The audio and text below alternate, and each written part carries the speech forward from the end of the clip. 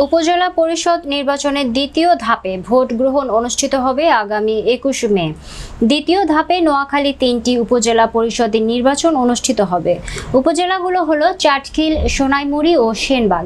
এই নির্বাচন উপলক্ষে প্রার্থীদের মাঝে প্রতীক বরাদ্দ দেওয়া হয়েছে। বৃহস্পতিবার সকালে রিটার্নিং কর্মকর্তা ও অতিরিক্ত জেলা প্রশাসক শারমিন আরা নোয়াখালী জেলা প্রশাসকের সম্মেলন কক্ষে এই প্রতীক বরাদ্দ করেন।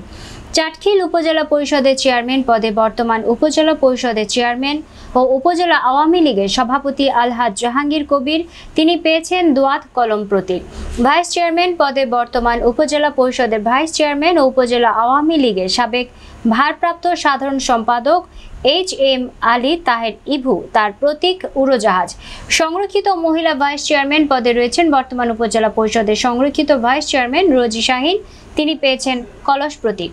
আমরা চাই সবাই মিলে সুস্থ সুন্দর একটা পরিবেশে একটা উৎসবমুখর পরিবেশে যেন নির্বাচনটা হয় সেটা নিশ্চিত করতে। নির্বাচনের প্রস্তুতি কেমন বা কি অবস্থা যদি আমাদের মিডিয়ার একটু বলতেন। আজকে প্রতীক পেয়েছি, এখন থেকে আমরা প্রচারণা শুরু হলো। আমার তো টোটাল যেটা আমাকে দল থেকে সর্বসুন্দরভাবে দেওয়া হয়েছে, পাঠিয়ে দেওয়া হয়েছে। আমার দেশভাবে সবাই কাজ করবে। আশা করি আপনি বিজয়ের ব্যাপারে কতটুকু আশাবাদী যে সুস্থ নির্বাচন হয়? 100% প্রতীক বরাদ্দ হয়েছে।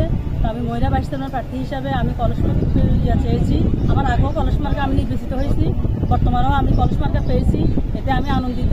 আমি আমার চাটখিল উপজেলাবাসীর কাছে সবার কাছে প্রত্যাশিত দোয়া ও সহযোগিতা কামনা করি যে আপনারা সবাই আমার কলস মার্কায় একটি ভোট দিয়ে আমাকে পুনরায় জয়যুক্ত করবেন।